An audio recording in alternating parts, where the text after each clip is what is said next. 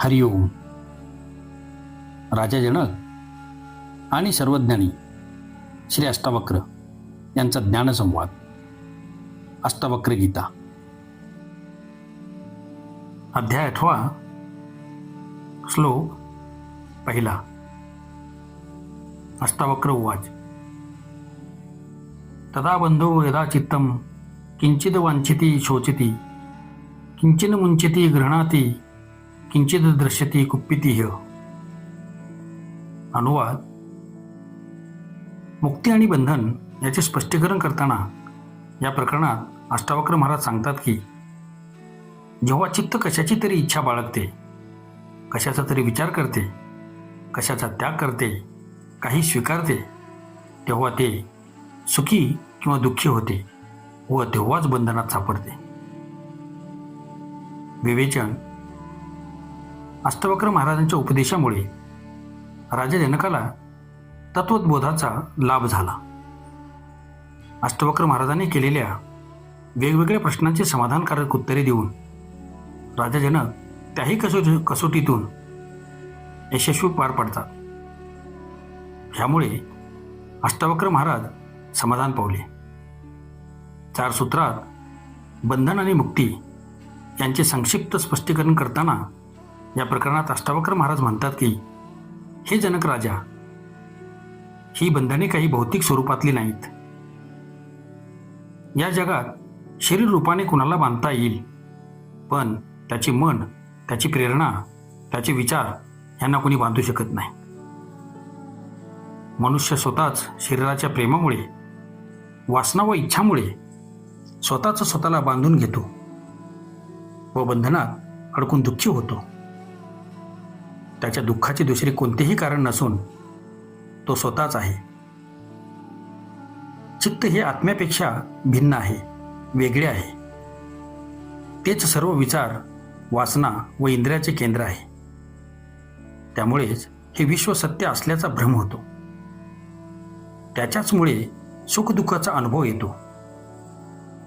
हे चित्तच विषयांकडे आकर्षित होते व त्याच्या उपभोगाची प्राप्तीची इच्छा बाळगते. ह्या इच्छेमुळेच प्रापंचिक व सांसारिक जगाची मनात सुरुवात होते. ह्या इच्छेच्या पूर्तीसाठी मनुष्य संघर्ष करतो, दुसऱ्याला त्रास देतो, शोषण करतो व पैसा गोळा करून तिजोरी भरण्याचा प्रयत्न करतो. ह्या इच्छेसाठीच तो प्रसंगी हिंसा व खून सुद्धा करतो. असंख्य प्रकारचे चांगले किंवा वाईट कर्म करतो व जो त्यास पैशाची व अन्य बाबींची प्राप्ती होते तो अधिकाधिक पैशांची त्याची इच्छा वाढतच जाते. वैभवाची तहान वाढत जाते, मोह वाढत जातो. एका इच्छेतून दुसरी इच्छा निर्माण होते व बंधनाचे जाळेच तयार होते. वांछित वस्तू मिळाली तर हर्ष होतो आणि प्राप्ती झाली नाही किंवा प्राप्तीत काही अडथळा आला तर तो क्रोधित होतो, संतप्त होतो. याप्रमाणे चित्त जेव्हा कशाची तरी इच्छा बाळगते, वासनाग्रस्त होते, तेव्हा त्या वासनेमुळेच मन काही अपेक्षा करते, कशाचा तरी विचार मनात घोळवते, स्वीकार कशाचा करायचा ते ठरवू लागते, कशाचा त्याग करायचा ते ठरवू लागते आणि त्या सर्व विचार प्रक्रियेत भाव व भावनांच्या गदारोळात सुखदुःख जन्माला येते.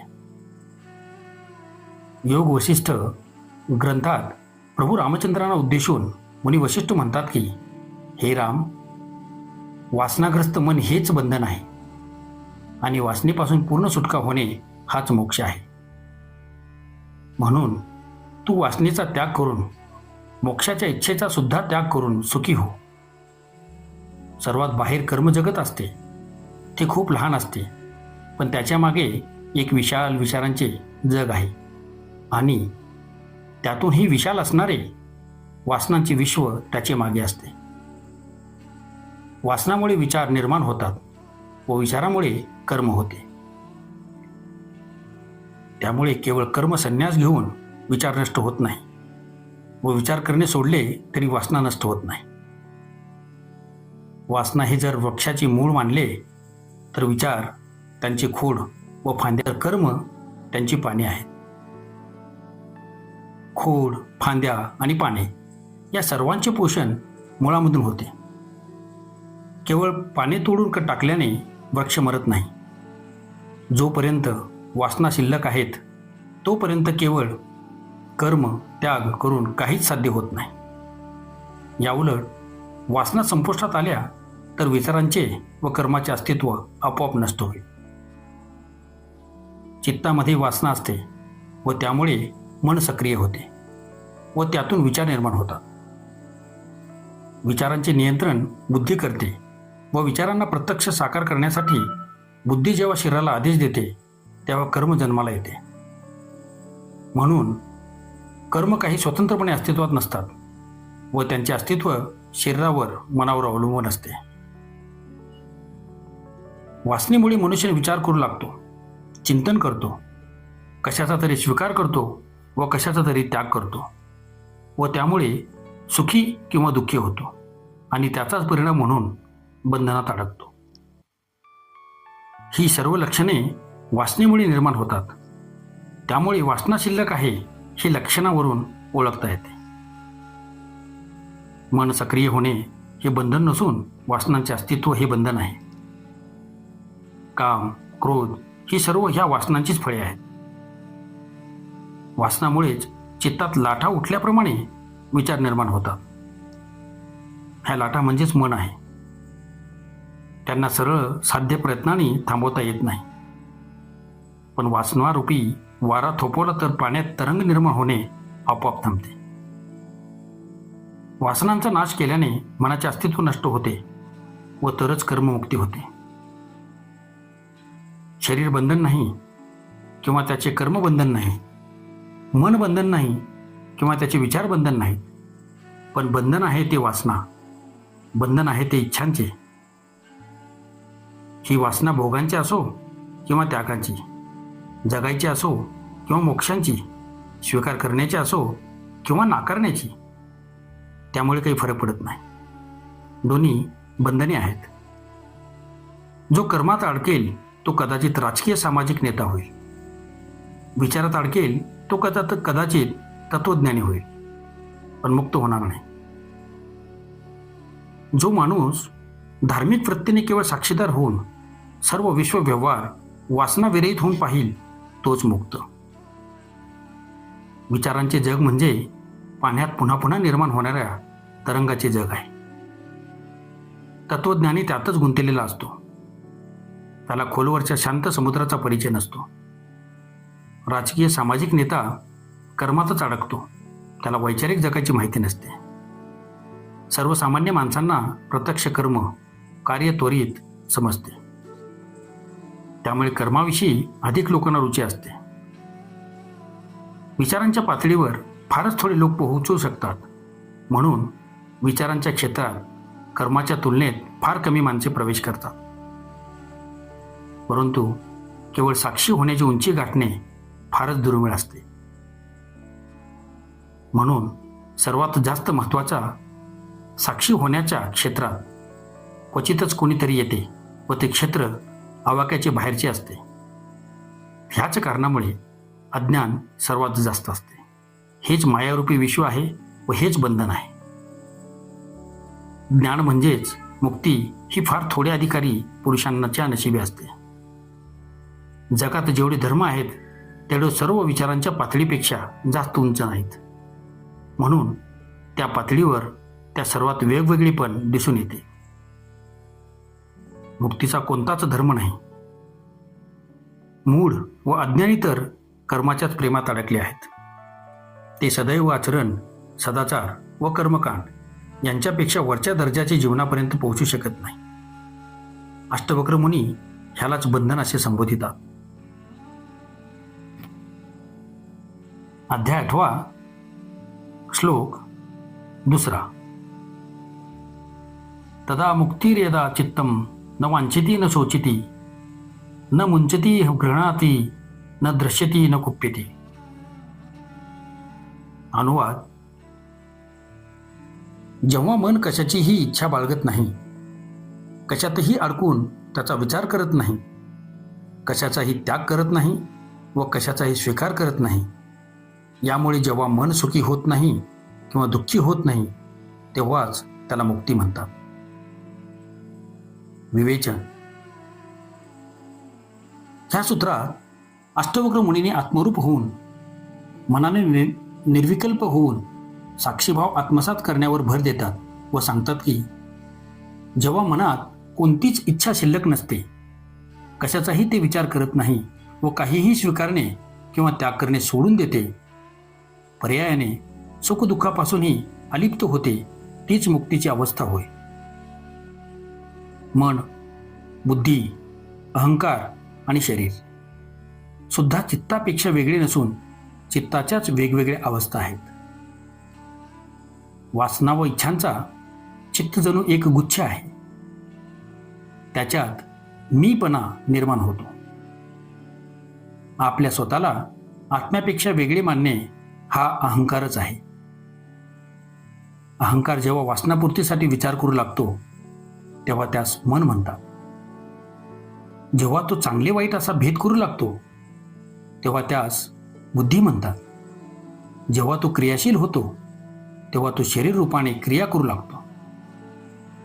शरीराचा विकास सुद्धा चित्तवृत्तीनुसार व वासनापूर्तीसाठी अनुकूल असा झालेला आहे. हे विश्व किंवा मोक्ष सुद्धा एखादी भौगोलिक ठिकाण नाही किंवा एखादे विशिष्ट स्थान नाही. शरीराच्या बाहेर जे स्थूल भौतिक जग दिसून येते, ज्या नद्या, पर्वत, दर्या, पठारे, झरे किंवा समुद्र दिसतात, तेवढेच जग नसून एक सूक्ष्म जग मनुष्याच्या अंतरी सुद्धा वसत असते, परंतु ते दिसून येत नाही. मनुष्याच्या अंतरीचे जग जसे असेल तसेच बाहेरचे जग दिसू लागते. दुःखी माणसाला सारे जग दुःखी वाटते, तर आनंदी व सुखी असणाऱ्यास त्याचेप्रमाणे उर्वरित जग सुद्धा तसेच आनंदी व सुखी आहे असे वाटू लागते.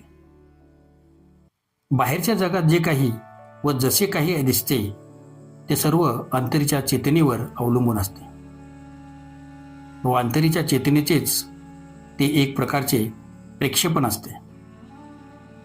अन्यथा आत्मा जसा निरपेक्ष व शांत असतो तसेच बाहेरचे जग सुद्धा निरपेक्ष व शांत असते.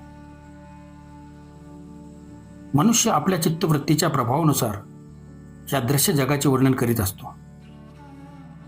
हाच भ्रम आहे. म्हणून अध्यात्मात हा बाह्य जगाला माया म्हणतात. ही माया मनुष्याच्या चित्तवृत्तीतून निर्माण होते, बाह्य जगतामुळे नव्हे. आध्यात्मिक वृत्तीच्या चर्चेत ह्याच अंतरीच्या माया जगाची चर्चा केली जाते.